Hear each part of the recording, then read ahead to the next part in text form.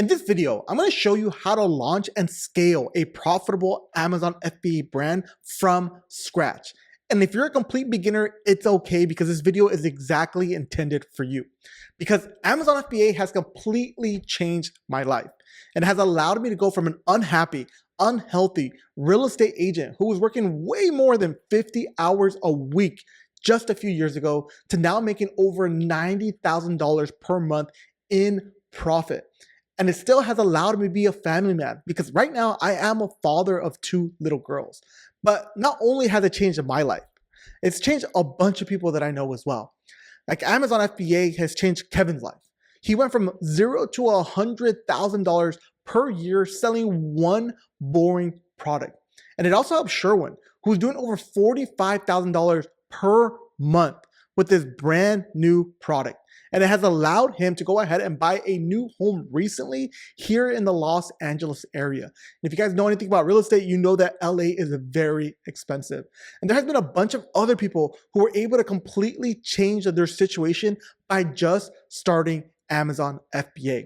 And the great thing is that this information is going to be basically a free course. And it has the power to change the trajectory of your life and give you that time, location, and more importantly, that financial freedom you have been looking for. And there's going to be a ton of value that I'm going to go over. So make sure to cut out all distractions and take some notes while going through this entirely free course. But before I get into it, right, if you'd like to help launching and scaling a profitable Amazon FBA brand, DM me the word brand on Instagram because more details, I'll go ahead and have them in the description below. But let's get right into the information. But for those of you that don't know, there are different forms of Amazon FBA. There's retail arbitrage or online arbitrage. There's wholesale. And what we'll be discussing today is private label. And the biggest difference between retail arbitrage or online arbitrage and wholesale is that with private label, you actually get to own intellectual property. You are building brands that in the future, you're building equity in them where you're later on can sell this actual business for life-changing amounts of money. So not only are you building something from scratch, putting your brand name into it, getting paid every single month, you still have the ability to actually sell that business, which can be said with these other forms of Amazon FBA. And basically what private label is just you're selling existing products right now that are currently on demand and putting your own branding into it. It sounds very simple, right? So how it works is that you own the actual brand. You have higher profit margins. You're able to customize that actual product based on how you can go ahead and improve on it, what's currently available right now on the market. You have control over the listing and marketing because a lot of times with retail arbitrage and wholesale, at any point in time, these brands can go ahead and tell you you cannot sell the products any longer. And that's not the case for private label because it's actually our brand. It's our actual branding that we're going ahead and putting and selling on Amazon. And less important, and most importantly, is less direct competition. Because if you guys know anything about wholesale and retail arbitrage, you are not the only person selling that exact same products. Oftentimes, you're going ahead and competing with 20 to 30 people on an actual listing, which we'll go over in a second as well. But private label gives you that trifecta that I talked about earlier. It gives you that money freedom, that time freedom, and that location freedom, right? And the only thing is that like with retail arbitrage and wholesale, it's still you're exchanging time with money as well. And with private label, you're building a systems and operations that Amazon goes ahead and does all the heavy lifting, and your sole purpose is basically branding and advertising your actual products, right? And there are some common challenges that to expect with private label as opposed to these other forms of selling on Amazon FBA. And that's a higher upfront cost. We can go ahead and assume that we're going to spend anywhere between $2,500 to $10,000 to actually start our Amazon FBA private label business. And why is there such a big range? Well, it really depends on how much the product is going to cost. If you're trying to sell a $100 item, we can't expect to go ahead and source that for $1 in Alibaba or other places in the world, right? Or even US manufacturers. So it obviously depends as far as what you're selling, that ranges from the upfront cost ranging from $2,500 to $10,000. But more importantly, we got to this point, right? So what are the tools really needed to even start Amazon FBA private label? Because some people make it seem very, very complex, that you might have to go and manufacture these actual products, which is completely not the case, right? Like we find manufacturers, we source this actual product, we have a freight forwarder, which again, if all of this sounds foreign to you, I'm gonna simplify this in this actual course. And the only tools you really need to be successful with Amazon FBA, believe it or not, is these four. You need to learn how to do ChatGPT and give a good prompts. You have to know what Helium 10 is, because it's going to be a software that we're going to go ahead and be using to kind of validate our products. You have to know how to do Smart Scout, which, you know, we go a little bit in depth as far as how much it costs to advertise these products. And we use Fiverr to go ahead and create our actual listing, get product photography done, and stuff that we might not be pros in. But this is kind of crazy, right? We only need 4 different types of software programs to actually be a successful Amazon FBA private label seller, right? So the one thing that's always basically a deterrent as far as when people get started with Amazon FBA is how can I go ahead and find a product to actually sell, right? Well, you're in luck, because again, you're going to get a lot of different type of information here for completely for free. And I think the biggest lesson that you're going to learn from this actual video here is that I'm actually an Amazon FBA seller. I own 3 brands. I own Maverick, I own Factory Lace, I own Nudary Labs. And I'm very transparent as far as the different tips and strategies that I use in my business to better help people in the private label space, right? Because other people might go ahead and just give you theories or frameworks. I'm actually going ahead and teaching you stuff that I'm currently doing in my business that has allowed me to make over $90,000 in profit every single month. So let's do product research, right? And market analysis. So how do we find a product to sell on Amazon? And basically, let's go ahead and start brainstorming, right? Because the most successful products on Amazon currently right now, in order for you to have the most successful product launch right now, is finding products that has big pain points and insecurities, because that gives you the best chance to win when it comes to Amazon FBA in 2025. And once you know this, and we're going to go over some examples here, is that you're going to go ahead and know what product you want to sell based on who the ideal customer is. And I put here, you are the ideal customer. So when we're brainstorming kind of products, I want you to take a look at your browsing history of when you were shopping for actual products online, right? Like, why did you buy those products? What pain points were you going ahead and experiencing that you needed to buy a product to go ahead and solve that actual pain point? And more importantly, is there an insecurity that every single month, or let's say you need to buy a certain product because you're insecure about that thing, right? Like, and we'll go over a little bit of examples here, but make a list of items that you have purchased because that was a pain point, as I mentioned before, and you needed to go ahead and fix that problem. So let's actually go ahead and start doing some market research data. So let's go into Amazon.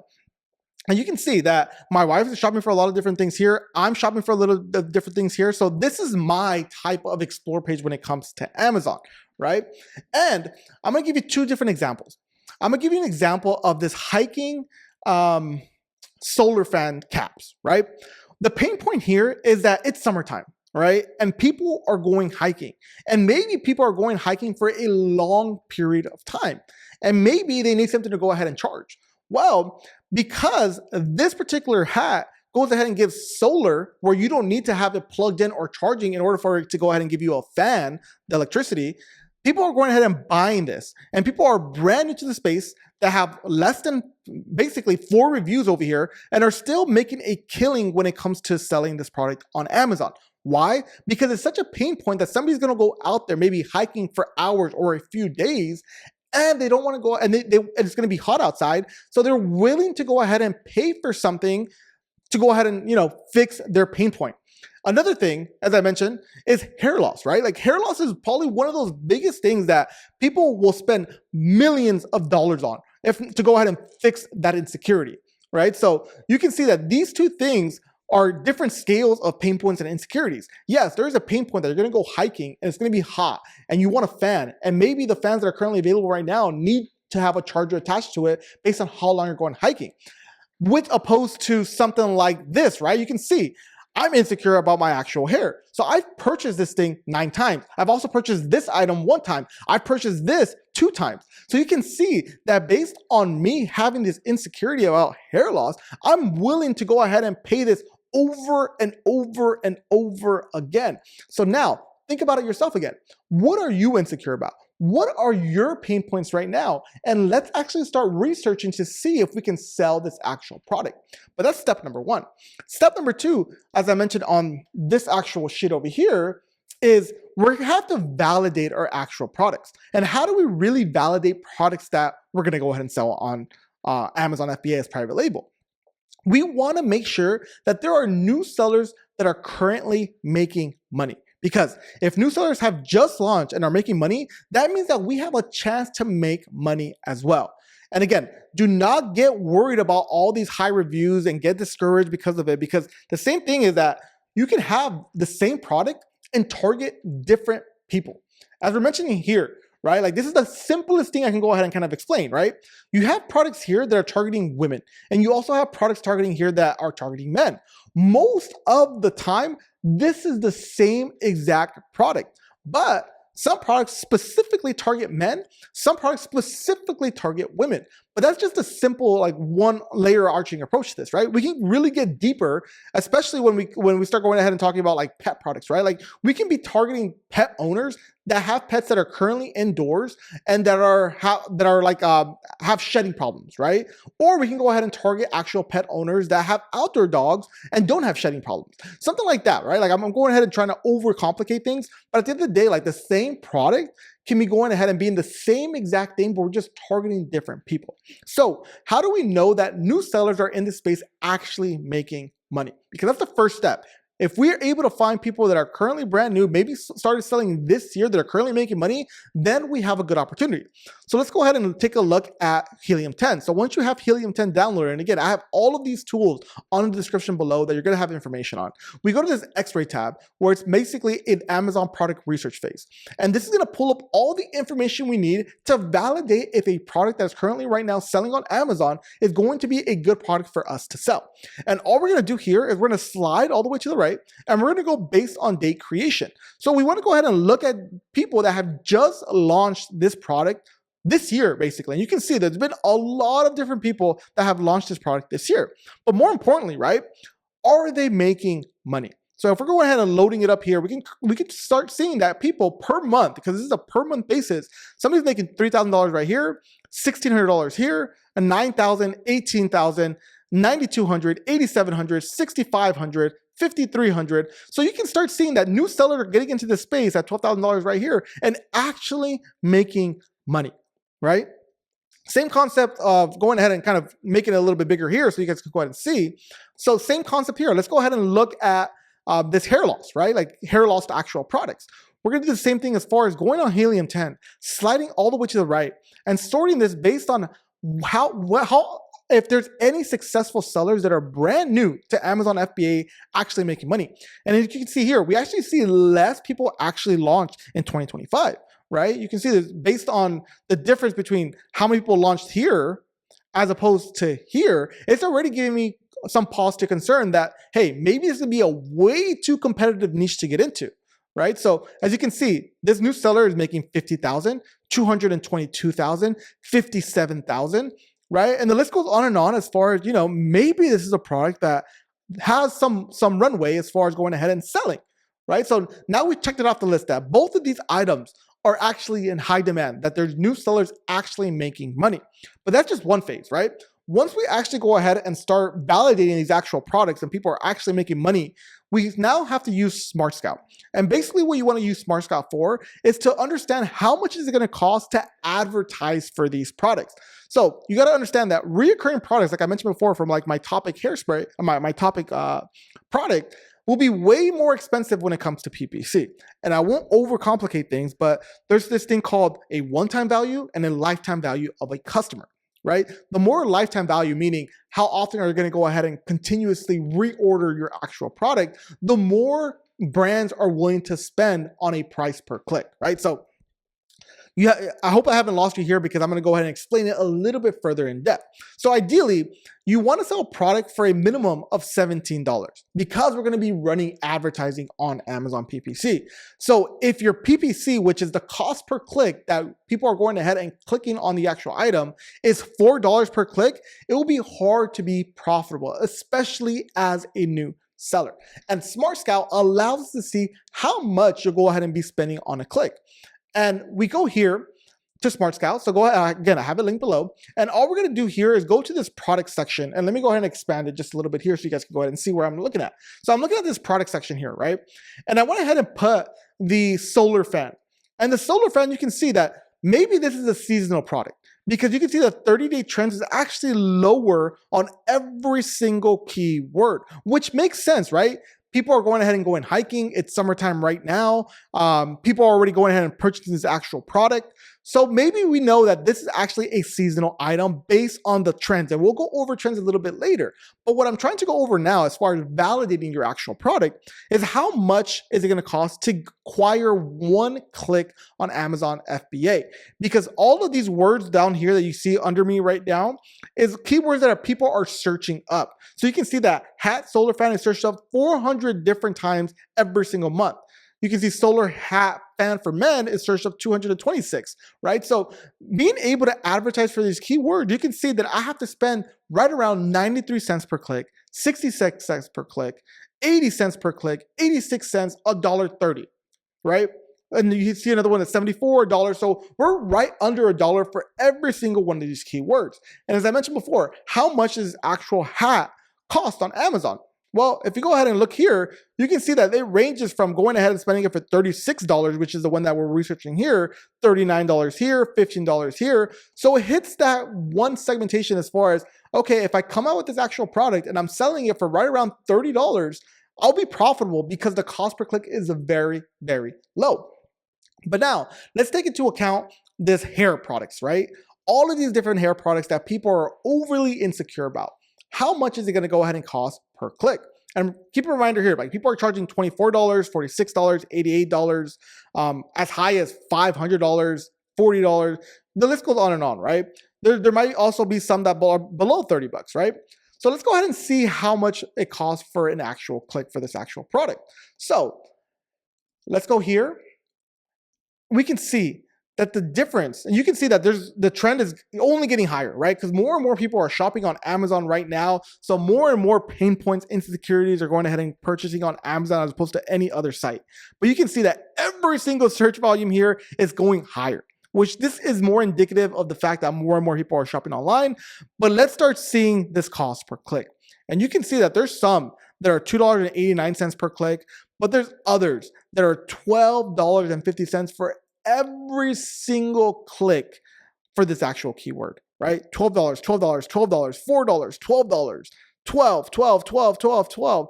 It's a very, very expensive to get into this niche.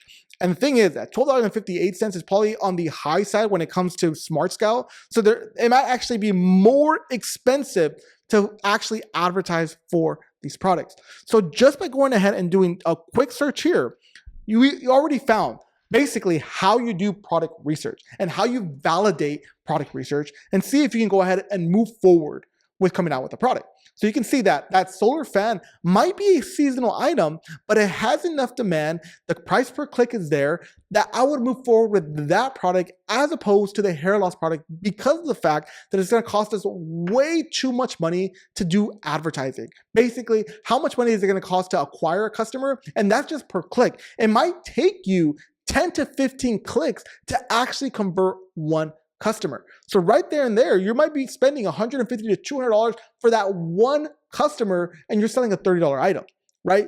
Other marketers in the space, especially when it comes to supplements or recurrent type of revenue, are okay with that because they can understand their lifetime value of a customer. But for this case, and the most successful people on Amazon, we're gonna go ahead and just be selling products that might be purchased 1 to 2 times per year, right? So again, let's say we found a product. You went ahead and put your list together. How do we do competitor analysis? Because it's only one step to actually find a product, but a different step to how to improve on the product to actually steal sales away from our competition. So let's get into this competitor analysis portion of this deep dive, right? We're gonna spot like trends and seasonality, like we did with that solar fan, right? People avoid seasonal products at all costs, and that's okay. There's no excuse as far as avoiding a seasonal product because you can get stuck with inventory a lot. But I'd like to actually come out with seasonal products. And I actually tell students that seasonal products are like kind of like low-hanging fruit. as long as you can forecast demand and have inventory under control. Because the worst thing you can do is come out with a summer product in September. Now summer's over and you have to wait a full year to go ahead and actually start selling through your inventory, right? So as long as you can forecast demand, forecast your inventory, I actually love seasonal products because it is way less competitive. And for 2 months or 3 months out of the year, you can go ahead and make a lot of money. A good one here is like fantasy football, right? Like fantasy football stuff in the summer sells like crazy because people are going ahead and purchasing it for basically one single month in August and September, right? So again, forecast seasonality is fine for me. Right? Trends may last longer than you think. Some people always tell me like, hey, is this going to be a trendy product that's here today and gone tomorrow? You got to understand that based on the analysis I have done, trends last longer than you might think, especially like in the supplement space where there's different things that are coming out constantly, like creatine or, consumable type of creatine or gummies or anything like that, that's becoming way more popular that people thought were just trends, but they've actually been now accustomed to people's lifestyle, right? So I want you to understand this. When people zig, you want to zag, right? Like you're getting into Amazon FBA, private label, because maybe you want to go ahead and make a little bit of extra money. You want to go ahead and change your life, right? You want to have that time, location, and money type of freedom, right? So you're already zagging. Do the same thing in anything when it comes to business. When people are telling you don't do this, go ahead and do it because chances are there's going to be way less competition. Because right now with Amazon FBA, you choosing to do Amazon FBA, you're probably one of the 1% of the 1%. So you're already zagging. So take that and apply it into Amazon FBA as well. So let's get into competitor analysis, right? So once we see that the product is validated, check to see how we can improve on the product. So how would I do this, right? So let's say we're coming out with this hair loss product already, and we said, okay, this is gonna be a product that we wanna go ahead and come out with. And let's say we wanna go ahead and use this type of product because it looks like this is a private label type of product. Right? So what we like to go ahead and do, and you can use helium-10 as well, is that we want to analyze the reviews that we're actually getting on this product. And we can just extract different types of reviews here. And excuse me there, we can go ahead and go here, go on review insights, and we can actually start going ahead and basically analyzing this review. So once this loads up, you want to go to this filter page where I'm covering it right now with my face, but we want to go ahead and just see what type of ratings people are going ahead and giving. And I want to go and just hover over the 1 star, the 2 stars, and the 3-star reviews. And based on that, I can start seeing what people are going ahead and saying for these 1-star reviews, right? Like be careful if you already consume enough of this type of thing. Today marks a month, makes me sick, made me feel nauseous, caused terrible months-long rash. So you can go ahead and see that there's a lot of different things people are saying that they suffered a bad reaction. And if you start noticing a trend, so this is consumables obviously, but let's say any type of product, if you start noticing a trend, what we want to go ahead and do is take notes of everything people are going ahead and saying that what's wrong with this actual product.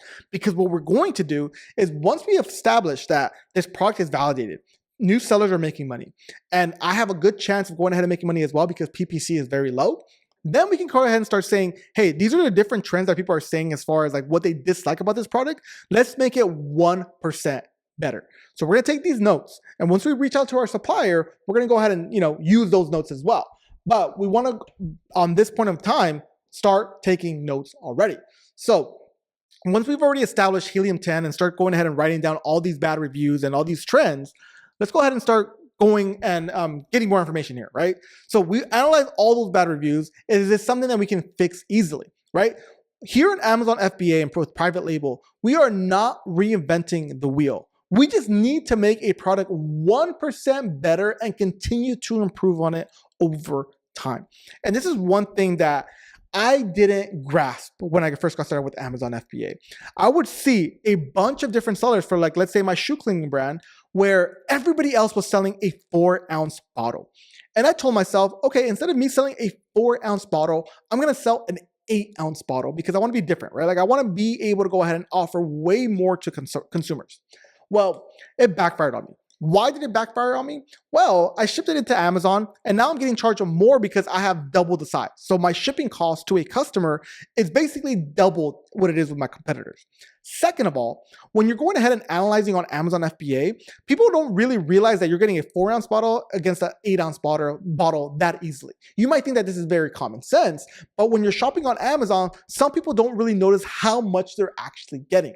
They pay attention to the photos, their listing, what they're saying on their listing, maybe before and after when it comes to like shoe cleaners and stuff like that.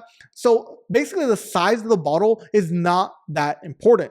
And based on me spending more on the actual product itself, me going ahead and spending more when it comes to shipping this actual item to a customer, and probably me spending more going ahead and having the same price as my competitors, I didn't have enough room to really scale with advertising. So keep that in mind. You don't want to go ahead and reinvent the wheel or do something completely different, because at the end of the day, a customer is only going to know that yours is better than the competition is if they go ahead and purchase yours at the very same exact time. And what are the chances that you purchase two of the same exact things and say, hey, this one looks so much better? That usually is not the case. So keep that in mind when we're going ahead and going through selecting a product and trying to go ahead and basically improve on a product, is what I'm trying to say, right? So now that we have this, now that we have a product in mind, we did all the research, we know the PPC is in line. Let's go ahead and start establishing profitability, right? So profitability is probably going to go ahead and make or break your success when it comes to Amazon FBA. And you need to find a product that fits this criteria. And you're getting valuable information. Just based on you going ahead and watching this actual video, you're gonna already save so much money. And if anything sounds complex here, guys, like I do offer one-on-one coaching, right? Like we're going to go through this video and you guys are interested and you want somebody to hold your hand A through Z. I do offer one-on-one coaching. If you guys are interested, just go ahead and DM me the word brand on Instagram. My Instagram handle is eman Los Angeles, just like it is here on YouTube. So go ahead and find me there and DM me the word brand. But you can get basically, this is my criteria. If we sell a $20 item, like keep this in mind. Here is a rough estimate of the expenses. No more than 60% of 20, right? So if we go basically more than half of it, right? 60% of fees, basically the cost of goods sold, which is producing the actual product, getting it shipped into an Amazon warehouse, plus we have to add in the 15% commission rate, plus the Amazon fulfillment cost, right? And we're gonna get all to this, right? But all of these fees combined cannot be more than 60% of $20, which is 12 bucks, right? So this means that your all-in cost, if you're going ahead and selling a $20 product, cannot be spending more than $12. So let me give you an example here, right? So let's go back to this hiking cap right here. And let's just say for fun, this is a $20 item. This is perfect to go ahead and go for this example. We're going to see this actual product, and you can see that it's such a pain point that this person has a 3.1 stars and still making money, still making sales, which again, if you have a good pain point and a high insecurity, you're going to make money in this line of business. But let's go ahead and see how we can see the fees when it comes to Amazon FBA. So let's say we want to go ahead and sell this actual product. We're going to come down here, and because we have helium-10, it's already going to come included, right? So what we're doing here is that we're going to go to this revenue calculator. You can see down here. And the selling price, as we mentioned before, is 20 bucks, right? The fees included on Amazon is $2 to sell this actual product and $6 to ship it to a customer. You can see the referral fee is 2 bucks and the fulfillment fee is $6. So right in all, $8 to go ahead and produce this actual product. So what I want you guys to do here is basically take out a calculator, right? So we can see that $8 we're going ahead and spending on this actual product. And I want you to divide that by $20 based our sales price, right? That is 40% of our cost already. So based on my analysis, we can only spend 10% or 20%, I'm sorry, to produce this item and get it shipped into an Amazon warehouse. So basically what that means that is I have to go ahead and source this product, get it made in China or wherever it might be in the US, and get it shipped into an Amazon's warehouse for right around $20 or $4, right? So 4 divided by 20, we get 20%, so that's 60% there. So keep that in mind, right? So I hope that makes a little bit more sense as far as like what we're looking for when it comes to the all-in cost, right? Producing the product, getting it shipped to Amazon, including the 50% commission rate, getting it shipped to a customer. And we get that by going ahead and using helium-10. So basically, if we went ahead and checked off all that list and we're able to go ahead and produce this for, let's say, $1 or $2, right? And we stay below that 60% expense ratio, this is a green light product, is what I'm trying to go ahead and say, right? And I'm going to go ahead and put it right here, green light product. Why? Because this is not the only type of fees that are going to be included, right? We're still going to go ahead and have storage fees included. We're going to have some return fees as well. Maybe we do run some coupons, but as long as you stay under 60% of expenses on these things, we can go ahead and scale with advertising, right? The more you are below that 60% threshold of you selling the actual product, the more chances you will succeed with the Amazon FBA. Why? Because we can go ahead and spend way more money on advertising, right? So this is why a high margin product is very great, because we're able to be seen multiple times. When somebody is going ahead and shopping for your actual product, let's say for this hair loss product here, the more margin we have, the more chances we're going to go ahead and show up multiple times when it comes to advertising. And basically, that is the cheat code to being successful on Amazon FBA. The more you can be profitable with advertising, the more you're able to sell, the more you're able to go ahead and work with Amazon's A9 algorithm, where they'll reward you with more organic ranking and more organic sales. Okay, so there is a formula, there is a strategy behind everything I am saying in this actual video. And trust me, I'm an operator, I run my businesses, and I run my businesses to be profitable. So that is probably the most significant information that you're going to go ahead and get as far as selling on Amazon FBA, that all your fees, all in getting into Amazon, has to be below 60% or below of your actual sales price on Amazon. And look, there are certain things, right? Like you can go ahead and maybe sell that $19 product for $25 or $30, right? So it might skew the actual results just a little bit there, but just keep that in mind. And why do I say this, right? Well, we need money to advertise, like I mentioned before, right? With PPC. And it is estimated that we're going to go ahead and spend 20% of our actual ads or retail value. So let's say we're going ahead and have a $10 or $20 item. It is expected that we're going to have to go ahead and spend anywhere between $2 to $4 to acquire a customer, right? So again, meaning the worst case scenario, we are trying to net 20% net margin, right? So if we want to get to $100,000 in revenue every single month, expect that after every single fee associated, we'll net $20,000 per month in profit, right? So keep that in mind. And obviously, I'm doing this based on me trying to have you succeed and have a high success rate. So follow this to a T. So let's say we just did everything, right? Like we know that Amazon is a vehicle that we want to go ahead and use. We went ahead and did a product research. We validated it. We know our PPC costs. We did the numbers. Now it is actually time to start Amazon FBA. So how do we do this, right? So first and foremost, we have to set up and register for a Seller Central account. So we do this by clicking on sellercentral.amazon.com, and it's going to bring you to this page here. And then obviously we're going to sign up to become a seller on Amazon FBA. And let me go ahead and kind of widen it out. You're gonna get to a website that looks exactly like this. And we're gonna sign up to become a new seller. And when we go ahead and sign up and become a new seller, they're gonna ask us a series of questions. You can see here that I obviously already have an Amazon account, but they're gonna ask you a series of questions as far as what type of, account do you want, right? Is there a professional account? And there's different types of a free account as well. We want to go ahead and have a professional account. This is going to cost us $40 per month. And why do we want to do this, right? The reason why we want to go ahead and pay is because if we don't pay $40 a month, Amazon's going to charge us $1 extra every time an item sells. So you can see that the break-even point is that we need to sell at least 40 units a month in order to go ahead and cover this $40 fee.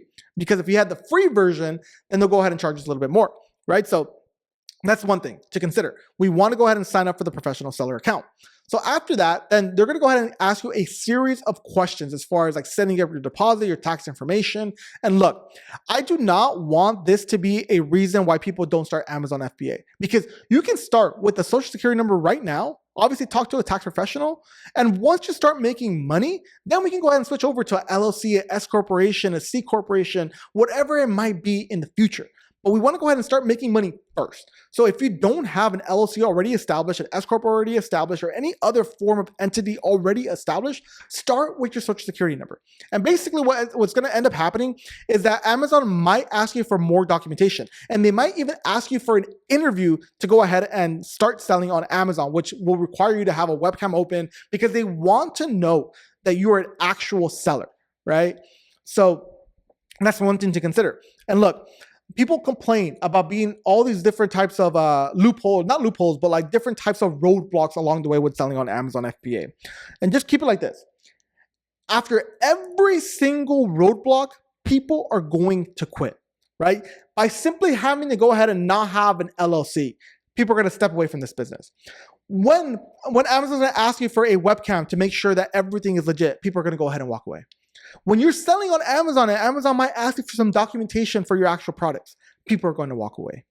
The more roadblocks that there are, the better it is for you when you sell on Amazon FBA, because more and more competitors are walking away every time a roadblock hits.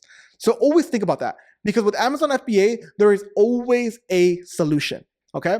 So after you set up that Amazon account, now it's starting to go ahead and we'll start discussing trademarking, right? Trademarking and brand registry. And we'll just do an overview right now because there's a different tab that we're actually going to go in depth. But basically, you want to sign up for this as soon as possible because it unlocks data and benefits from the very, very start. And you can go ahead and get this, and basically any Fiverr offer, and we'll go ahead and go into Fiverr and the people that we use as well. They charge you around $200 plus the United States Patent and Trademark Office fees, right? So again, we don't have to do this now. This is when we've already established a product. We're already reaching out to suppliers, but I wanted to go ahead and introduce it because of the fact that when you do sell up for a seller central account, they'll start asking you if you want to go ahead and start getting brand registry. We don't have to currently do this right now when we have set up, but once we start adding products onto our actual Amazon account, which we'll go over as well, we can go ahead and get the brand registry at that point, right? So what's the next step here? Right? So validating and selecting your actual product, right? So now it's time to go to Alibaba. And Alibaba is the #1 place to find manufacturers.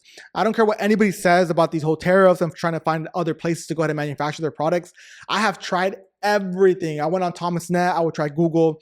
To go ahead and just save you the time, Alibaba is always going to be the place where you find manufacturers. So let's go ahead and kind of start talking about solar heat fans for dogs, right?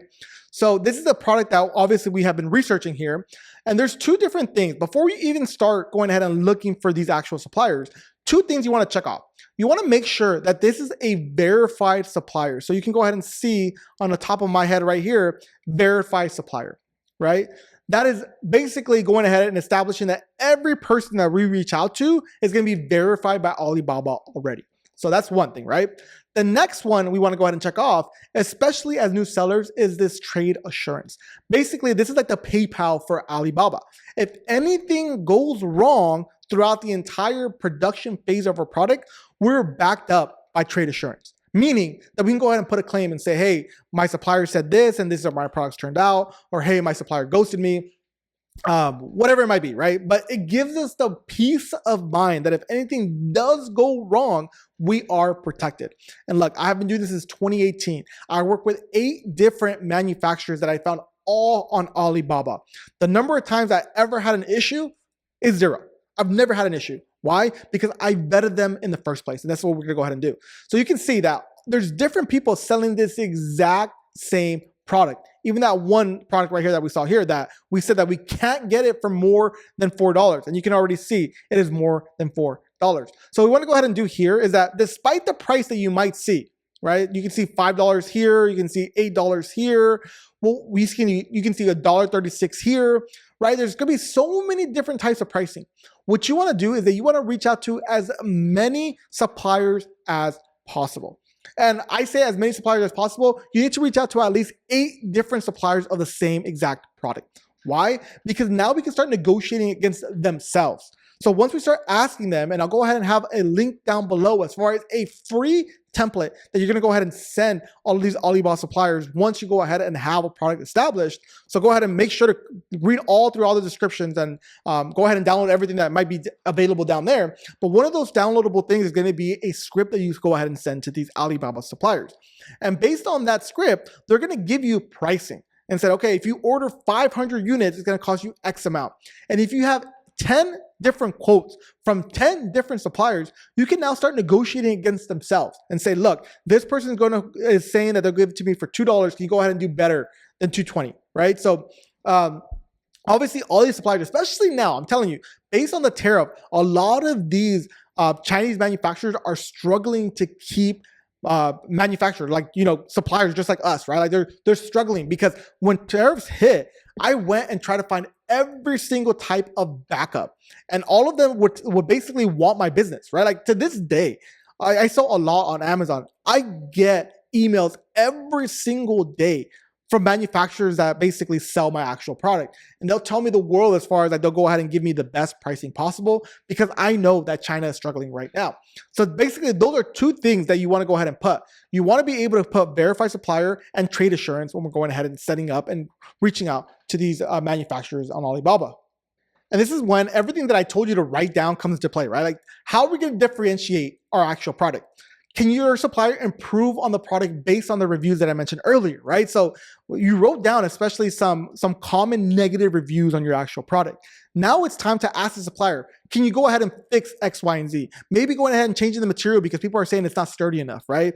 Maybe going ahead and changing up the dimensions because people are saying that it's too small. Or maybe it's just going ahead and adding a product insert as far as how to build something, right? If people are saying, hey, the instructions are very unclear, maybe adding a product insert for free, right? So this is where we ask them, the suppliers, if they can go ahead and improve on the product based on the research we have done. And then we're basically calculating the all-in cost of everything, right? The unit cost, the shipping cost, the FBA, and the miscellaneous fees that come with actually selling on Amazon FBA. And as I mentioned before, and I was very adamant before, are all expenses less than 60% of that sales price, right? Before it gets into Amazon, and again, in that template, it goes over DDP shipping. We'll go over shipping as well later on in this actual video. But all in all, we need to get a rough estimate, and we have to make sure that it is at 60% or lower as far as your sales price, including every single type of expense. And again, does it hit the pain point? Does it hit that insecurity that you are trying to go ahead and solve right here? And how big is it? Right? There's a huge discrepancy between a pain point of you going hiking and not having, the right fan that's going to go ahead and charge, and someone losing their hair and buying this actual stuff multiple times, right? How big is the insecurity? How big is the pain point? Because I'll tell you this right now, the bigger the pain point, the bigger the insecurity, the more you're able to charge for your product, the more margin there is for your actual product, the more likelihood you will succeed, even with bad reviews. Because I can go over a list of bad review products that are killing it on Amazon because it's such a big pain point to customers, right? So you have to identify that, right? So, and again, are new sellers making money in this niche category product? That's probably one of the biggest ones as well, right? If there is new sellers making money, there's a proof of concept already that people are just started selling this and are making money, right? So that's probably the best proof of concept that there is right there. And do you have a customer avatar, right? So when you're selling a product on Amazon, you're not speaking to everyone, because if you're trying to speak to everybody, you're speaking to no one. And with Amazon FBA, that is exactly the case. You need to make sure that your photos, your description, your bullet points, and we'll go over all of this, but just go ahead and just, think about this right now.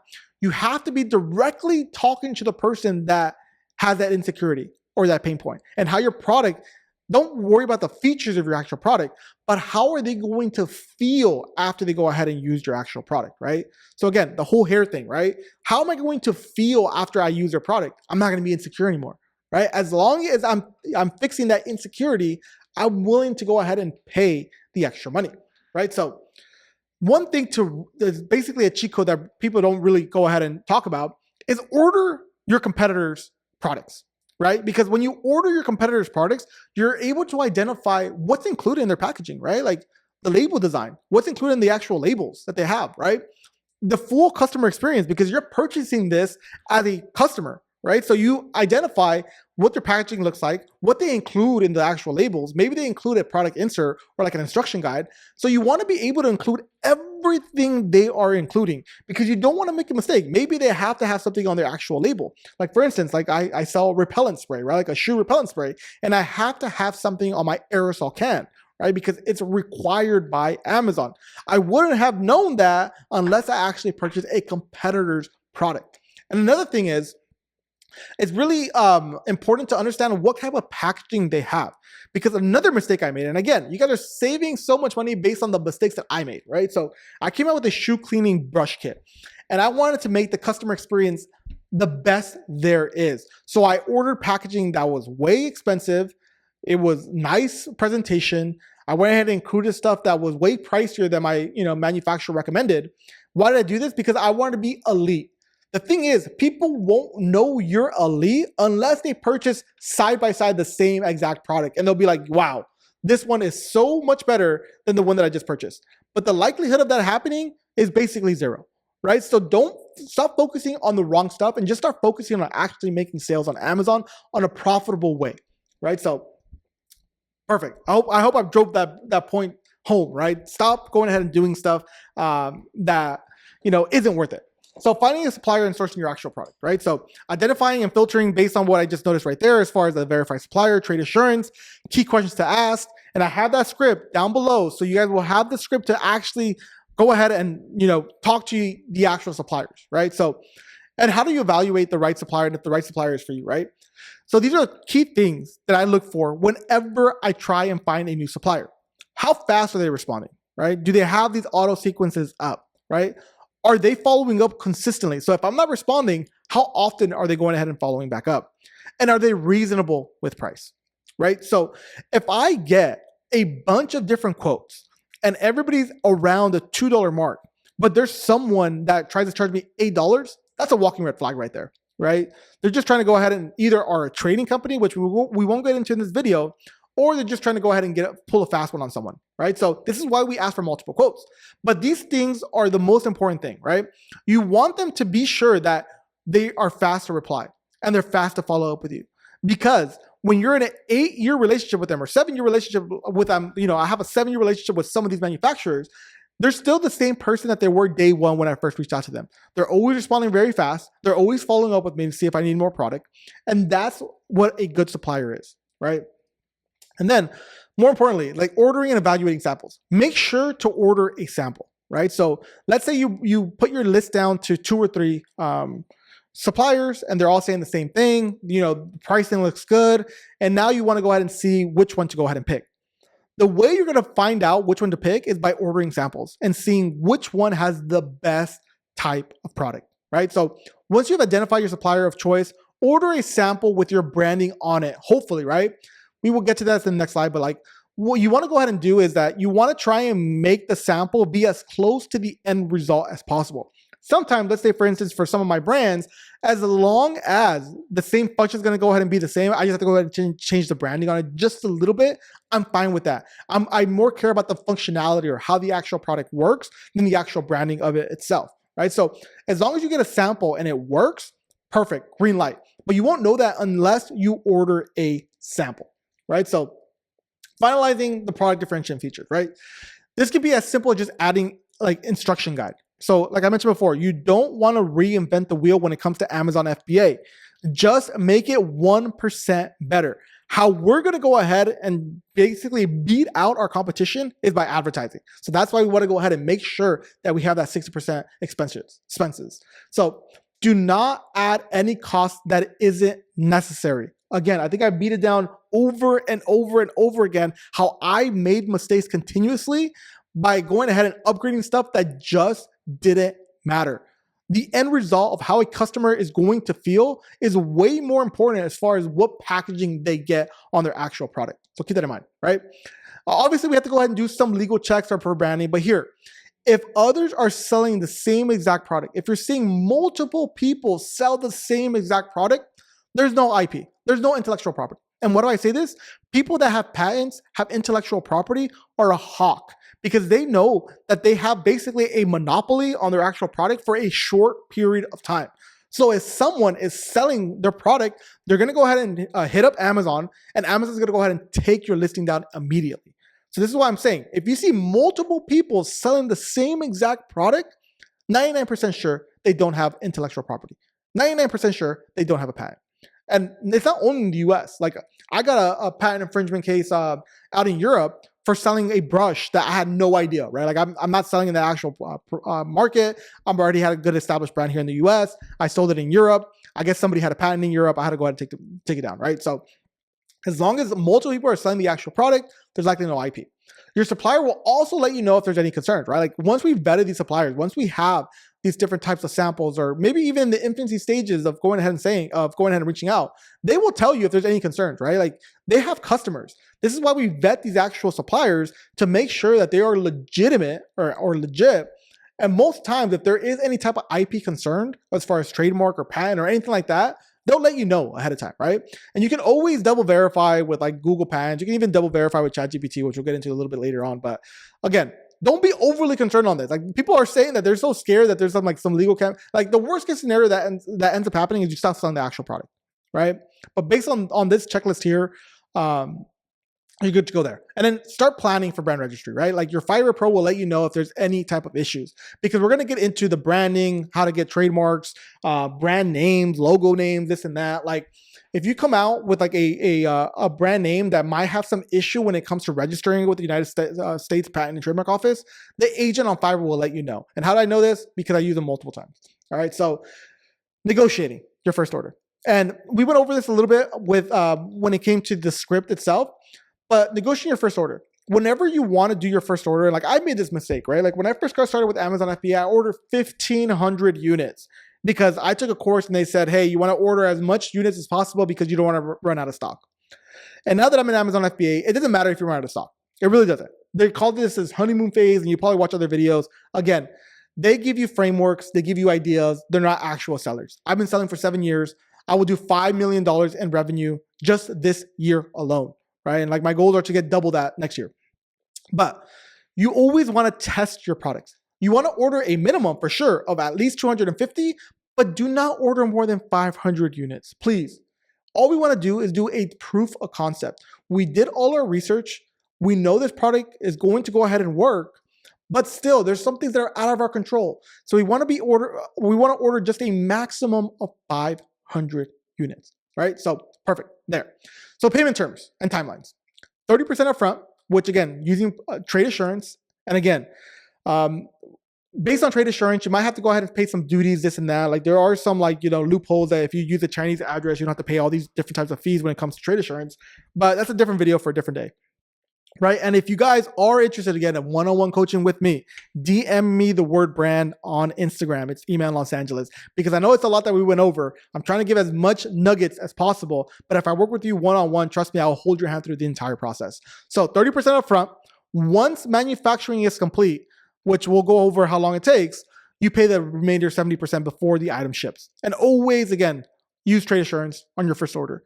I do bank transfers now, but because I've been using some suppliers, like I mentioned before, for over 7 years. So go ahead and keep that in mind.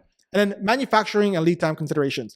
Typically, it is 30 days to produce your product, right? No matter if you're ordering 250 to 1,500, maybe 1,500 is going to take a little bit longer, but just frameworks, right? It's going to take at least 30 days to produce your actual product. Another 45 days to ship your product and into Amazon. If you have a lightweight product, very lightweight, let's say less than a pound, you can choose to airship some of these products and it'll be 5 to 14 days to get into Amazon, right? So that's how you save some time. If you have very light products, you can airship the product. That's what I did with my first products, right? So keep this in mind.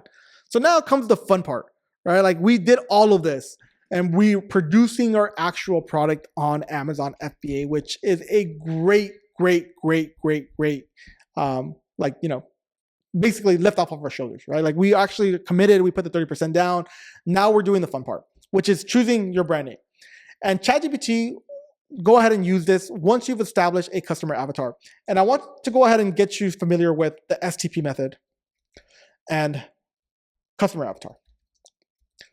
And what is this, right? Customer, I can't even write right now. So STP method means how are you going to segment, how are you going to target, and how are you going to position your actual product? And again, I mentioned it earlier where if you try and speak to everyone, you're speaking to no one. So any product you come out with, ask ChatGPT, hi, I want to come out with this actual product. Please do an STP method as far as how I'm going to go ahead and succeed, right? And we'll use an example right now.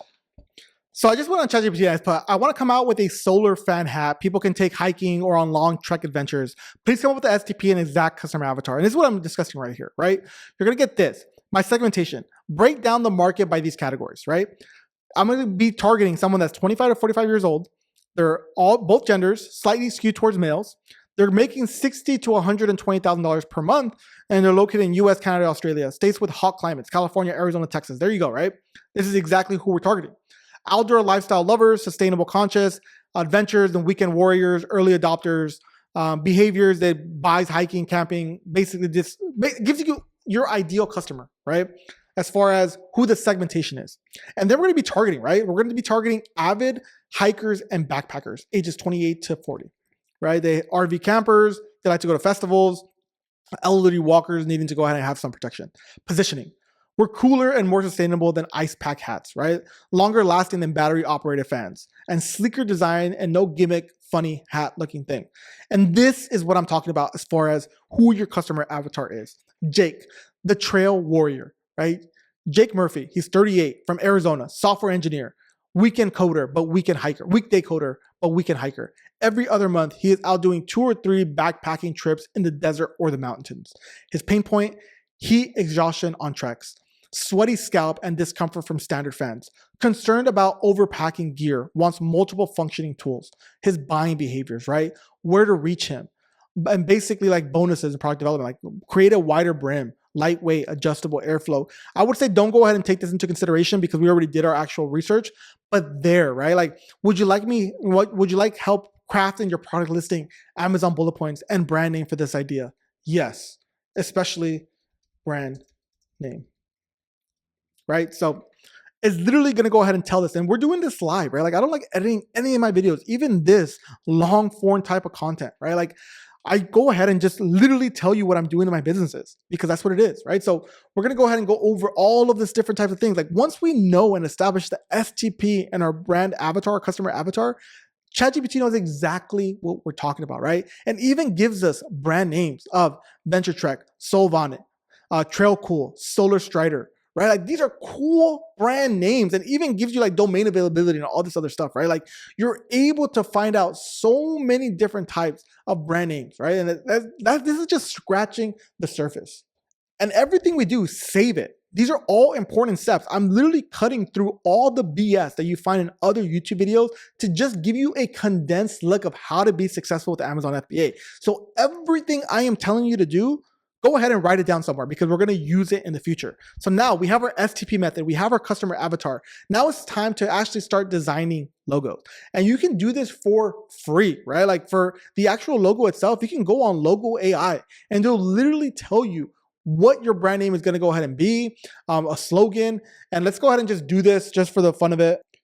And completely for free, right? This website literally gives me all of these different types of things that I can go ahead and use to actually have a logo and a branding for my hat company, right?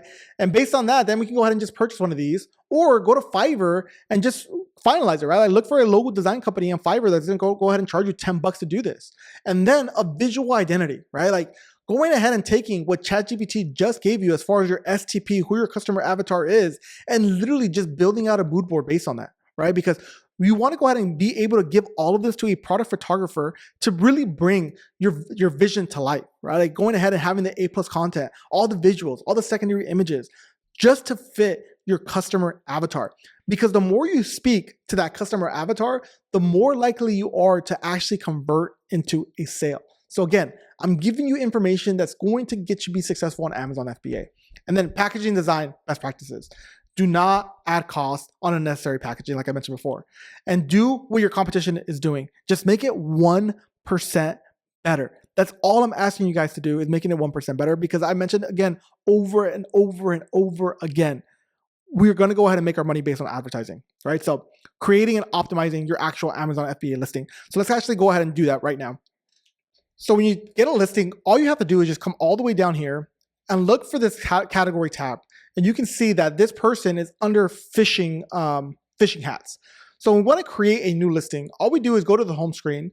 Once you've already, have Amazon FBA, your Seller Central account, and we're just going to add a product, right? And based on that, what we're going to do here is that we're going to get a product that is currently not on Amazon, right? So we're going to go ahead and put our product ID. You can do whatever it might be, or you can just do a blank form, right? So we're going to go ahead and start from scratch. You can see that I've already created some of them, but we're going to discard this. And we're gonna literally start this from scratch and call it a solar power hat fan. And then from there, we're gonna be searching it up. It has hat right there, but as we noticed here, it's fishing hats. So what we're gonna do here, we're gonna set something else. And we're gonna type in fishing hats. And the reason why we want to do this is because, again, we do not want to reinvent the wheel. So we found it right here, fishing hats. We don't want to reinvent the wheel when it comes to Amazon FBA. If people in our niche that are selling the same exact product has it under this type of listing, then this is where to go ahead and do. We're going to go ahead and put it under the same exact listing. And this is very important because if you go under the wrong type of category, Amazon might think you're a different category. So let me break it down like this. If you try and put Amazon recommended for this, let's say Amazon recommended I'm a ladder, right? But I'm actually a hat. If you put yourself as a ladder like Amazon suggested, then Amazon's going to be confused based on your copy, right? Like you're based on your bullet points, based on your title, based on your reviews that you're going ahead and getting. And now you won't get visibility on Amazon FBA because Amazon won't know what type of product you are. So this is why it's important to, again, not reinvent the wheel. Don't take Amazon's, suggestions to heart. Go ahead and go to your competitors, see what they're doing, and go ahead and kind of emulate their actual listing page. And this is where we go ahead and put our brand name, our external, as far as like our UPC code, which brings me on of how to get UPC codes. So I'll have it linked down below, but GS1 is the only place, especially for private label sellers, to get barcodes. And you guys know what barcodes might be. It's like, as far as like any type of product has these type of barcodes at the bottom of their actual products, right? So these barcodes are needed if you're a private label seller and you're trying to sell on Amazon. So go ahead and register on GS1, get yourself a barcode. And based on the barcode itself, you're gonna see these prefix numbers. Let me go ahead and just get into one right now. Let me fix the screen. So once you've already downloaded, purchased actual barcodes, you're going to get prefixes that you can see here. Based on that, you're going to get this GIT number right here, and you're going to click on it. And it's going to give you all the information as far as like what your actual product is. As you can see, this is one of my products. That's a Maverick 100-pound weighted vest. And we're going to get this number right over here, which is the UPC code. Right? Once you've established what the product actually is, the product description, you might have to wait 24 hours after you've already purchased the GS1 to create the actual listing. But let's say Amazon's already synced up your data. All you're gonna do here is copy this actual UPC code and then go back onto Amazon and type it in there. So let's go ahead and do that right now. So I just copied and pasted that. And we're gonna do here, we're gonna literally paste that actual external barcode, and it's gonna be our UPC code, right? And then you put your brand name, and after you do that, you're gonna hit next, and Amazon's gonna tell you as far as what the product titles are gonna go ahead and be, what the description is gonna go ahead and be, and we'll get to exactly how we're gonna do that right now. So the next required items Amazon's gonna go ahead and ask you for as far as building out your SEO, which is a search engine optimization. And this is very important here because we wanna tell Amazon exactly what our product is, because when we start running ads, we wanna be able to actually be seen or visible based on the keywords that we're trying to go ahead and rank for. So we already did the hard part, and we don't wanna get cute here, right? There's some people that take this a technical approach and other people go ahead and take a human approach, right? Find keywords your competitors are using and humanize the words, right? Because the thing is that like if you try and be too much of a robot, everyone is doing that, right? You're competing with other people that have no idea what the American consumer is looking for. And that is your competitive edge. So instead of keyword stuffing, which you'll see a lot of YouTube videos go ahead and say, I want you to go ahead and take those keywords that your competitors are going ahead and using, but just humanize the entire experience. As long as you're using some keywords, Amazon knows exactly what keywords you're trying to go ahead and rank for. This is the difference between you and a foreign seller, as I mentioned before, right? So you can go ahead and get keyword research on Helium 10. You already have it, right? You can do Cerebro, Magnet, Listing Builder to go ahead and help you out to make sure that you're hitting all the key points, but you don't need all of this, right? Emulate what your current competitors have, and then prompt ChatGPT to understand that A9 algorithm and build out a listing for you. You already saw that based on me getting a customer avatar in the STP, as far as the segmentation, targeting, and positioning of our actual product, ChatGPT already knew to go ahead and give me a listing build out, right? And I would literally rather trust ChatGPT with this information than going ahead and going on Helium 10 or trying to go ahead and do this myself. Trust me. Okay, so we got that out of the way. You're going to go ahead and build out your actual listing. And now comes the images. And I went ahead and included it down below the person that I currently use for product photography and A+ content. So go ahead and, again, check out all the description above. Every single point is going to be important. So images and video strategy, right? Your main image is your most important real estate when it comes to Amazon. And treat this like you have a Malibu beach home and you need to make sure that it looks presentable at all times, right? So look at the top brands and how they make their images pop, right? And the best way to do this is go to the supplements niche. Supplements is one of the most competitive type of markets there is on Amazon. And people are in there trying to go ahead and do A/B testing like crazy. The top brands that are getting market share. If you go into supplements and you start seeing the people that are killing it the most, that are basically walking the fine line between terms of service when it comes to Amazon FBA, that is the people to emulate. Right? Those are the top of the top of the top of the 1% on Amazon FBA, and they're doing everything just to get a 1% edge on their competition. So if you want inspiration, look at supplements and seeing what are the top brands doing in order to go ahead and stand out. And that will be your golden ticket as far as standing out in your niche, right? So secondary images, this is important. Stop giving benefits of your actual product. No one cares. Every other product does the same exact thing. Trust me. Show the pain point and how you will fix that pain point in your secondary images, right? Show how the end consumer will feel after they use your actual product. For instance, my weighted vest. My weighted vest benefit isn't that it's 35 pounds. They already know that. There's other people selling the same exact weighted vest. What I show is that after 90 days, they're going to achieve this level of results, right? So again, do that with yours. My chest pack, same exact thing. Based on me using your chest pack, the pain point of you not knowing where to carry your most essential stuff when you're going on long runs is fixed because you're able to fit everything on your actual chest pack. My shoe cleaner, I don't care about it being 8 ounces, right? What you do care about is that it's going to make the before and after of your shoes look good. And when you're out in public, everybody's going to go ahead and notice your actual shoes. So again, no actual benefits of your product. What is the end consumer going to go ahead and feel, and how are you going to fix their actual pain points? Remember that. Once you have sales, videos, because one of those things that everybody wants to go ahead and have a perfect listing before they go live. Once you have made sales, creators will make content for you. Trust me, it happens all the time, especially on Vine programs, right? And we'll talk about what Vine is in a minute.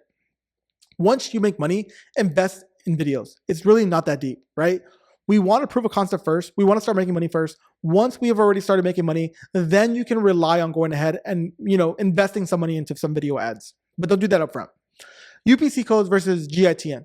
Like I mentioned before, GS1 barcodes, no excuses. You're a brand, get all the benefits, right? So be what a legit brand is going to be. Get the GS1 barcodes. Setting pricing strategy. That's going to be one thing that you want to go ahead and kind of play with when you're launching on Amazon FBA. Set the highest price you think you will ever sell the product for when you're setting this up initially. And this is going to be some strategy when we go into going ahead and launching on Amazon FBA. But if you think that you can sell your product anywhere between $14 and $39, set your product to $39, right? Again, we want to have as much margin as possible. Don't worry about a customer thinking they can't purchase your actual product. We're doing everything in the back end as far as talking to that customer avatar to understand why they're going to pick your product over the competition. So remember that, right? So finalize and review your actual draft listing. So again, use the highest price possible. So now we're preparing to inventory shipping into Amazon. So what do we do here? You can inspect, let's say your manufacturer is already complete. They've already finished your actual products. What is next to do? You have the opportunity to do inspections. You can bypass the inspection in this step because you have trade assurance. And this is what I do, right? Like people might not believe me, but I've never done an inspection when it came to Amazon FBA because I know that the people that I have vetted for when it came to Alibaba don't want me as a client for the first time. They want to build a long-term relationship with me, and they're not going to jeopardize them making a bad batch on our first order, right? So you can bypass this step, but you can always find an inspection company on Alibaba, right? Again, you have trade assurance. If something goes wrong, if all your product, for whatever reason, flops or anything like that, based on the actual quality of your actual product, you have trade assurance to back you up, right? So Then you have inspection companies if you want to go ahead and do that, right? Product labeling, UPC codes. Analyze competitors' products and how they are packaged. This is the reason why we buy our products, our competitors' product to understand their actual packaging. Make sure all your products have a UPC that's scannable. Some people like to get cute and have different shapes and sizes of your UPC codes, especially when you're selling like consumable products. As long as it's scannable, make sure it is scannable because you can get penalized on Amazon when you're checking in the actual products. FBA packaging requirements. If your competitors are shipping like this, it's compliant, right? So again, what I meant to say by this is that we're ordering the products from our competitors. If the packaging that we received, you received it, that means it's already compliant with Amazon. So again, don't reinvent the wheel. Whatever your competitors are using to ship the actual product, just use the same thing, right? They're already compliant as it is. Don't try and get cute and try to like get the most expensive type of packaging because maybe Amazon doesn't even accept it, right? So that's why you want to emulate what our competitors are already doing. And then creating your shipping plan step by step. And let's kind of go over it right now.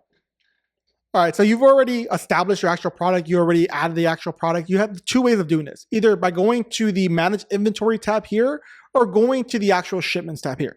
But let's go ahead and make sure that you guys have this actual product. It's already live and listed on Amazon FBA. We're going to go ahead and do here. Let's say we're going to ship in this inventory right over here, right? So what we're going to do here is we're going to go ahead and I was looking at a parent variation, but let's say we went ahead and are looking to restock this actual item. We're gonna go to the little 3 bars right over here, and we're just gonna go ahead and send and replenish inventory, right? So you can do that either here, or you can go straight to the shipments tab that we have up here, and we're gonna just send inventory into Amazon. So how this is gonna be set up, and let me kind of fix my screen because some people get confused on this, and there's obviously other videos that you can go ahead and watch. We wanna make sure we're starting brand new, right? And based on this, you're going to see the different types of products that you currently have. The first thing Amazon is going to ask you is how many actual items are in each type of carton packaging. So for instance, this product here, as we go and edit it, we can see the dimensions of the master carton. Let me move myself out the way. Again, it's going to be one of the more important type of videos when you're shipping in your products into Amazon, right? So they're going to ask you as far as like, how many units are in each box? So how this works is that maybe you have a product that is so big that it's only 1 unit for every master carton, right? Like I do with my weighted vest. But let's say something like this, where I have 50 units inside 1 box that I ship into Amazon. Well, Amazon's gonna ask you how many units are inside 1 box. And then they're gonna ask me the dimensions in inches, right? So obviously convert that into inches. And after that, go ahead and put in those dimensions and how much the box weighs entirely. Based on that, you know, and then you can put your prep category. Usually the way that I just taught you in this actual video, we use manufacturer barcodes, right? So this is all you really need. You don't need any type of prepping necessary, right? So once you have all this, documented here, all you do is hit save, right? And then from there, you're going to tell Amazon, I'm going to go ahead and ship in, let's say we order 500 units of this actual product. We're ready to go ahead and send this into actual Amazon, right? So we went ahead and put this here. We're going to go down here and actually continue this. And let's say we're shipping this straight from China into the United States, right? So this is going to be loading up here. And let me get a sip of water in the meantime, because I've been talking for over an hour now. It's crazy.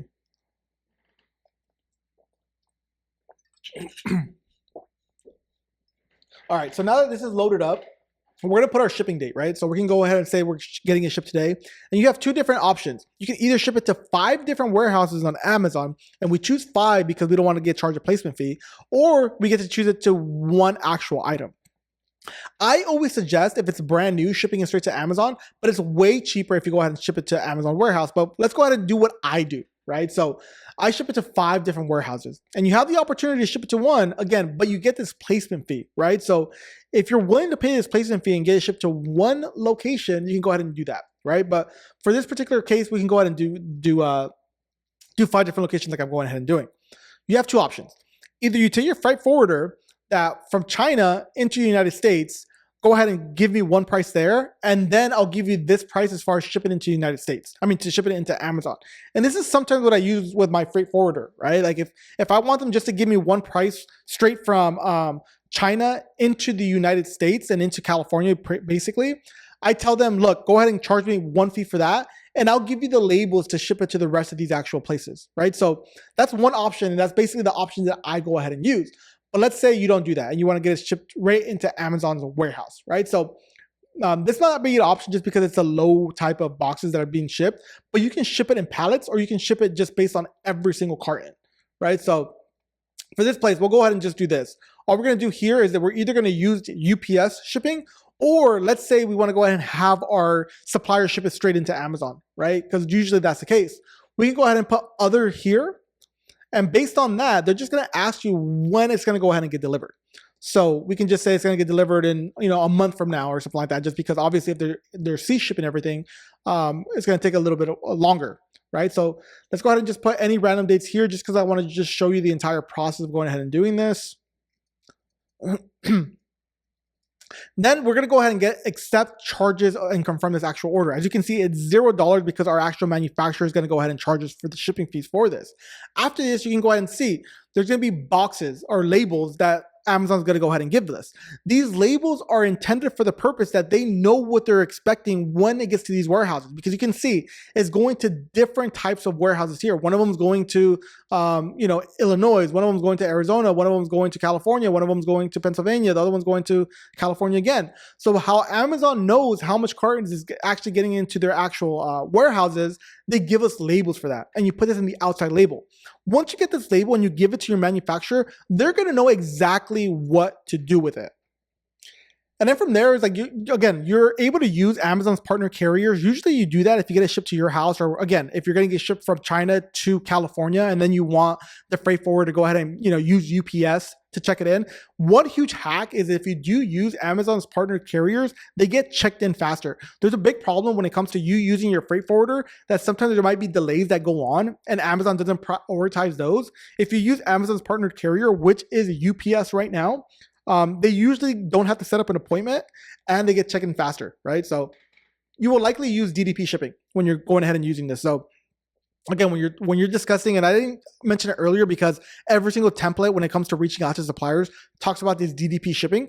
But don't worry, if you guys need a freight forwarder and you guys are in the one-on-one, obviously not this free actual course, but if you guys are on the one-on-one, you can use our freight forwarder as well that give you the best pricing.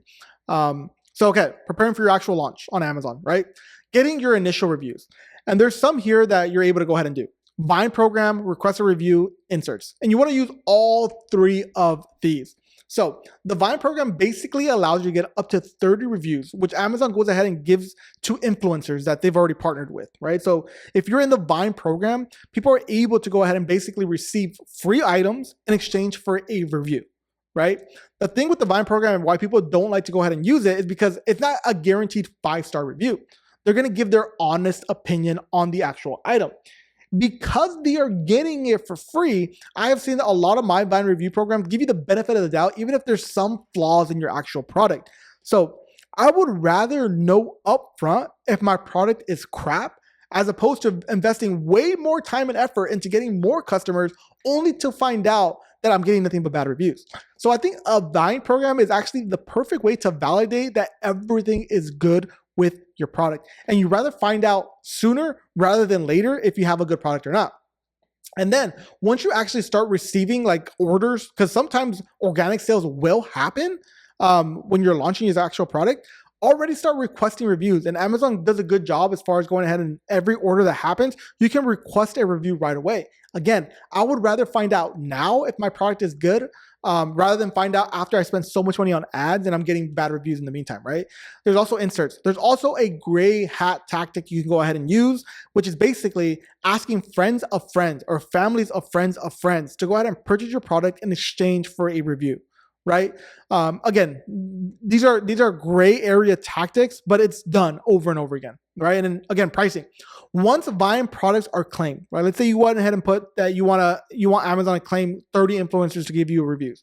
Once you start getting your initial reviews, start dropping the price. As we mentioned before, when we are launching on Amazon and once we're creating our listing, you want to list your product at the very high end that you think your product is going to sell. After you start getting your initial reviews, you want to drop that price to the lowest that you go ahead and think that you can sell that actual item to. The reason for that is you're going to get a strike-through price. And a strike-through price looks something like, let's see if I can find one here quickly. The strike-through price looks something like this, right? Let me wind it out just a little bit further. Let me find another one here. If I can't find another one, I'll go ahead and go to that top one that I just saw. Just trying to look for a better example of it, but I can't find one. So basically what it looks like is something like this. Let me move myself out of the way. Right there. So you can see that the list price of this actual product was $40. You can see here. And I just lost it again. Okay, that's what happens when you do this stuff live, guys. You can see right here, it's still here. So you can see that this price was listed at $40 and now it's for sale for $32.49. What ends up happening here is if you initially launch your product with Vine programs, people are technically purchasing this product or getting this product for $40, right? So then after you go ahead and drop the price down, it's going to show up as it was listed for $40 and now it's $32. And when you go on the actual listing, you can see that, it holds way more weight as well, that it's 27% off, right? So that's a cool little hack as well that you can go ahead and start using once you've already, established your initial type of reviews. And this is where PPC structure get into place. And again, I can go into the back end of PPC and show you guys step by step, but I have way more in-depth videos on this, especially when you're going ahead and launching the product. So I'll go ahead and tag it down below in the description that gives you step by step of going ahead and doing that, because that can be a whole hour video in itself, right? I'm just trying to go ahead and give you the spark notes of going ahead and trying to figure out the best way to go ahead and do that. But I'll tag it somewhere up here in the video, but it'll also be in the description below if you want in-depth, like an hour-long tutorial as far as how to do Amazon PPC. It's probably one of my most watched type of videos because this is basically how we get sales on Amazon, right? So there's these two things called auto and manual type of campaigns. An auto campaign is basically stands for automatic campaign, which Amazon, based on your product images, your bullet points, your title, your A+ content, knows what your product is, right? So you're telling Amazon, go and do an automatic campaign and tell me who you think will purchase my actual products, right? And it's separated down to 4 different layers. Close matches, basically your product exactly. Loose matches, maybe something along the lines of your actual product. For example, a shoe cleaner, right? Like let's say I'm selling a shoe cleaner, but somebody typed in boot cleaning for bottom of shoes, something like that, right? Like it's broad enough or loose match enough that Amazon's going to still target that actual product, because based on my initial description, my title, my bullet points, all of this, they're going to go ahead and, think that loosely matches my actual product. Then there's substitutes. There's basically maybe somebody's going ahead and looking for a shoe cleaner, but my shoe repellent spray shows up. That's a substitute. And then the last one is compliments, right? Like if somebody purchases this, they're more likely to go ahead and purchase this as well. So that's automatic campaigns. Manual campaigns are basically keywords that you already know or think that you can go ahead and convert on, right? So those are the 2 types of things. And what I like to go ahead and do when I first launch on Amazon is I like to do a low bid auto campaign with an up and down strategy. Again, this sounds super confusing, and this is why I didn't want to jump into my Seller Central account and go into the ad manager to go ahead and show you guys. Because if you guys are in this stage, go ahead and watch my other videos that go way more into depth. Basically what this means is that I want to get keywords at the lowest cost per click as possible. So maybe I will tell Amazon that I'm willing to pay 25 cents per click. Go and find keywords that are 25 cents or lower, right? And I do an up and down bid strategy here because I'm telling Amazon that if you think someone's going to convert and it's going to cost me up to 50 cents, I'm okay with that. But the whole concept of this is to try and find keywords that are very cheap to convert, right? So this is your right of those auto campaigns. And then I do broad match campaigns for a manual campaign. So let's say I have top 5 keywords for shoe cleaner. I'm going to put shoe cleaner kit, shoe cleaning kit, sneaker cleaning kit, right? And I'm going to use those 5 keywords in order to go ahead and do a broad match term, because I'm trying to have Amazon go and source keywords that are similar to those keywords. Again, it seems foreign if you're brand new to Amazon FBA, but if you're an Amazon FBA and you're up to this stage, watch my other videos. I just want to give you a synopsis of it, right? And then we optimize from here. I never want you to put exact match keywords or like think exactly these keywords will convert, because oftentimes you really don't know what's going to convert until you actually start selling on Amazon, right? So there's the bidding strategy here. There's basically budget strategies that we can go ahead and go into. But more importantly, once we start getting data, this is what optimization is called, right? We start collecting and harvesting keywords from there. And we also get brand registry. So this is why it's important to get trademark, important to get brand registry, because once we get keywords that, Amazon is telling us both convert for ads and for organic, the sky's the limit as far as where we can actually scale. right? So there's other things we can go ahead and use too when we're launching, which is like 5% off coupons. And if I can find one quickly, I could go ahead and show you what that looks like. But I can't find it right now. But let's go ahead and kind of look for like scooters, for example. And I know you guys, yeah, scooters, for example, right? So what coupons basically are, and it doesn't look like I can find one quickly here. Like these are deals, and deals are, structured in a way where like when you're looking to scale your actual business, there's different strategies to go ahead and do that. But what I'm looking for is a coupon, and this is one right here, right? A coupon is basically you can put on your actual listing that kind of stands out, right? Like it's not this limited time deal that kind of screams at you, but it's this green button that says, hey, this product is actually $59.98, but you pay $50 if you have this actual coupon. So this person is going ahead and giving away like a 10% coupon code here or 20% coupon code here for you to actually buy this actual product, right? So when you're launching, coupons are really, really good. So you want to go ahead and be able to go ahead and put coupons, because it helps with your click-through rate and ultimately your conversion rate. And the thing is that when you're early on, you want to get as much data as possible. So the more data that you can go ahead and get for people to click on your actual product and convert on your product, we can start adjusting our listing from there, right? So again, tracking key metrics, like track keywords and organic ranking over time. So like if you know that shoe cleaner is like your one keyword that you're going after, track that keyword and start seeing, okay, I started off on page 4, and now day 3 has passed by and I'm on page 2. Okay, my ranking has, jumped up X amount of times, and I'm going ahead and spending X amount of money for those actual keywords. Again, stuff like this that you want to go ahead and start tracking day to day to make sure that you're actually moving the needle as far as ranking higher onto page 1 when it comes to Amazon, right? So again, keep track of those key metrics. And then post launching, right? Like once you've already launched your actual product, it's tweaking season, right? So, and it sounds bad, tweaking season, but whatever, it is what it is, right? Start analyzing your conversion rate, right? Like how many people are actually going onto your listing, and from there, how many people are you converting?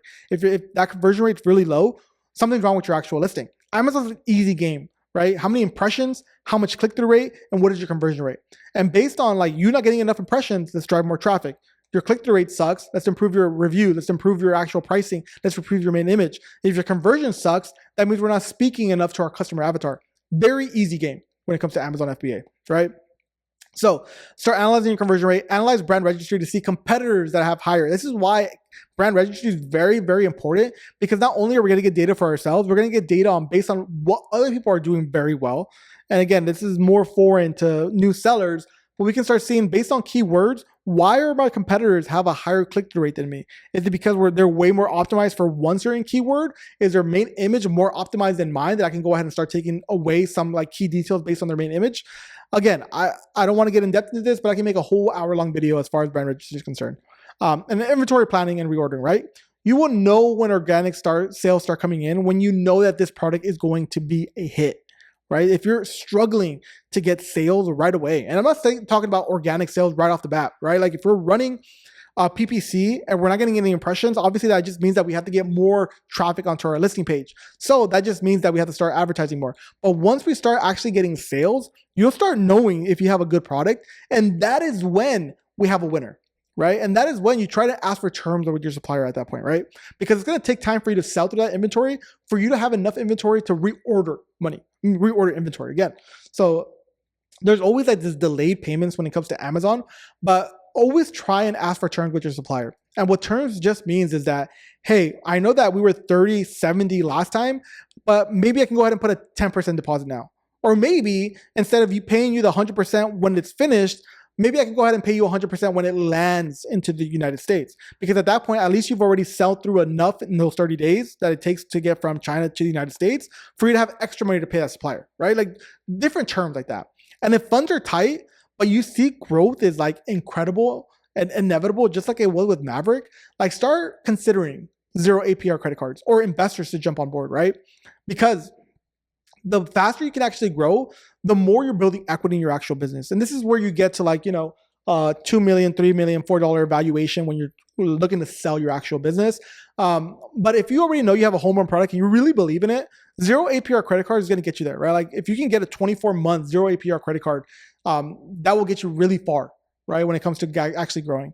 And then obviously stay on top of this, like customer service, review management. Like you're creating a product, but you want to improve on the product eventually, right? Like you don't want somebody to come into the space and like do exactly what we did, right? Like did the reviews right, are going ahead and making your product 1% better from there. You constantly want to evolve and make your product better. And then PPC and scaling, right? Like PPC scaling and app optimization, Amazon PPC will literally make or break you. Like if you can't get keywords, and this is why we don't go after keywords that are very, very expensive, because we can't scale with ads, right? Like if it takes us $12 for every click and it's going to take us 10 clicks to get one sale, like we're unprofitable. At what point are we going to be profitable? So PPC will literally make or break you. Learn it like the back of your hand. Like you need to be an expert when it comes to Amazon PPC if you are a private label seller. And if you are not an expert when it comes to Amazon PPC, you're doing yourself a disservice. Okay. So building external brand presence. And once people start getting a little bit of success on Amazon FBA, they're like, oh, I got to launch this thing on eBay. I got to launch this thing on Etsy. I got to launch this thing on TikTok. I got to launch this thing on Walmart, right? You're an Amazon brand. Block all the noise. And this is probably more valuable advice than you might think, because I would spend all this time researching how to be successful on Walmart, Etsy, eBay, how to list on these actual platforms to make extra money. Where if I could have used all that time and effort into just scaling when it comes to Amazon PPC or the Amazon A9 algorithm game, it would have brought me to where I am right now way faster. So block out all that noise. You're an Amazon brand. Focus on just Amazon itself. Because the likelihood of you getting into a Target, a Walmart, even if you're a significant seller, is very, very slim. And oftentimes you don't even want to become a wholesaler at that point in time. But that's a different video for a different day, as I mentioned before. So, and then once we start expanding, because this is like strategy at this point in time, right? Like we have a home run product, it's really working. Now it's time to find a new product. Well, start with your variations of the same product, right? So let's say you're selling one product. Instead of coming out with a completely different product, come out with a red version, a black version, a white version of that same exact product. Maybe come out with different sizing of that actual product, or coming out with a different bundle set of that same product, right? So focus on expanding that way. Like once you've squeezed as much as you can off of one product, different scents, sizes, colors, start expanding to a different product line at that point in time. Because if we found a one home run product, let's try and increase sales on that one product as much as we can. And then obviously like stay updated on like Amazon's policy changes and whatnot. Like Amazon's obviously changing, just like any type of business, right? Like a roofing company doesn't become a roofing company just because it stays stagnant. Start going ahead and implementing what new sellers are actually doing. And that's why you follow my YouTube channel as well, because I'm consistently putting out different content as far as what I'm doing in my business, because Amazon's always changing. And basically like conclusions to this actual video. And I hope you guys enjoyed it, right? Because I put a lot of time and effort into going ahead and giving you guys basically a shortcut to being successful on Amazon FBA. But basically leverage tools like Helium 10, Smart Scout, ChatGPT, leverage, be resourceful, right? Adapt and continue learning. And then long-term success, right? Like scaling systems, brand equity is the most important thing. Like continuously go ahead and put this over everything else, because you're actually building a brand that has equity. So look, the information I went over in this free course can really change your life. So I hope you took some notes and you went through this, and I hope you found this very, very helpful. And if you did, I'd really appreciate it if you go ahead and drop a like, drop a subscribe on this actual YouTube channel, because I'm always coming out with content just like this to better help your Amazon FBA business. And if you have any questions at all that are unanswered after watching all of this, go ahead and leave me a comment down below, and I'll personally be checking them out and would love some feedback as well, because if I didn't go over something that, is very, very crucial, I would like to go ahead and answer it. And like I said, Amazon has changed the lives of people, and I hope you can be one of them as well. And I know, I really do believe in you, right? Like I gave you all the tools necessary for you to go ahead and take action, and gave you just the most important snippets when it comes to Amazon FBA private label. And if you're ready to take action, then go ahead and DM me the word brand on Instagram, email Los Angeles, and I'll go ahead and include it in the very first link below. But that's all, you guys. I hope you guys have really enjoyed it, but on to the next one. Peace.